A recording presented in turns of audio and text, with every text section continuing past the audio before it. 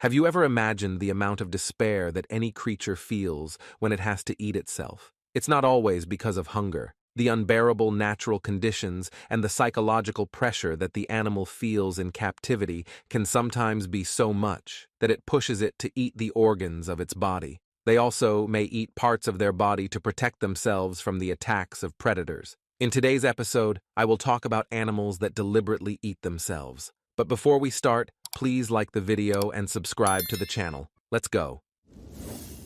Ancient civilizations such as the Greek, Egyptian, and Scandinavian civilizations show symbols of snakes coiled around themselves with their tails inside their mouths. In ancient legends, the snake that does this is called Ouroboros, which is a word meaning renewal, eternity, and continuity. But of course, when snakes eat themselves, this has nothing to do with immortality or renewal. Snakes usually swallow themselves by mistake when feeling hungry, thinking that their body is a potential prey that can be eaten, or even because of the tightness of the place where the snakes are located. And they keep swallowing and eating their bodies until they choke and die. This poor raccoon is trapped, and yeah, he's eating himself. I know it sounds horrible and it looks ugly too. Some scientists said that this raccoon was eating itself because of hunger, and this behavior appeared here because there was nothing around it that could be eaten. Also, besides the trap, it's our natural instincts at fault here. When a wild animal is desperate to break free and stay alive, it becomes so determined that it's even willing to harm itself. In 2016, in China, they found a female bear caught in a trap. When they got closer, they were shocked. The female bear was gnawing on her own paw, the very one that had been caught in the trap. The bear may succeed and escape the trap, but at what cost? Don't worry, let's make it clear from the start. They helped the bear, rescued it, and provided the necessary care. Unfortunately, they had to amputate its paw. But the good news is the bear's still alive and will be living safely in a dedicated center from now on. Injurious self-biting is one of the most serious problems in primate colonies. Approximately 10% of captive monkeys suffer from the disturbing phenomenon of self-injurious behavior. Among rhesus macaque monkeys, the ones most commonly found in labs, self-biting may be as high as 14%. Can start doing it for all sorts of reasons. Sometimes it's out of boredom, but more often it's emotional distress. For example, if the cage was moved or separated from a partner, or there were some other changes that the animal had a hard time dealing with.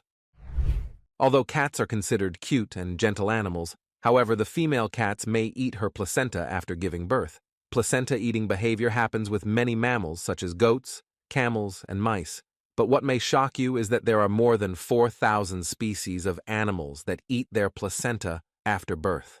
The secret in this is due to many reasons. The placenta contains large amounts of vitamins, amino acids, and nutrients. It also contains substances that have a pain-relieving effect for 40 minutes. And when scientists allowed laboratory mice to eat their placenta after giving birth, they discovered that this helps in producing abundant milk for breastfeeding. This lizard is called the armadillo-girdled lizard. The armored lizard behaves like a snake in swallowing its tail, but she doesn't swallow her tail because of hunger. If the armored lizard senses any threat, it immediately puts its tail in its mouth and transforms into a ball, and its entire body turns into a round shape, surrounded by thick spines along its back and spine. These thorns make them completely protected from predators. Some types of lizards also, when they sense danger, immediately separate their tail from their body, just like geckos do. The skink lizard is considered the most famous reptile that does this. The length of this lizard does not exceed 15 centimeters, and in most cases, the length of its tail is longer than half the length of its body. This lizard separates its tail from its body if it feels hungry or in danger, and it eats it normally, and another tail will grow within 3 or 4 months. If small lizards can discard their tails and then not only live normally, but also grow them back, what about larger reptiles? Can a Komodo dragon pull off such a trick? Komodo dragons have been repeatedly seen biting off their own tails. This can happen when the tail becomes a liability. For example, when the lizard is attacked by a large predator like a crocodile. If a bone is damaged in the attack, the tail will get in the way. And it's easier to tear it off than to drag it around and risk getting infection. Perhaps after tearing off the tail, the Komodo dragon will even eat it so as not to waste precious nutrients.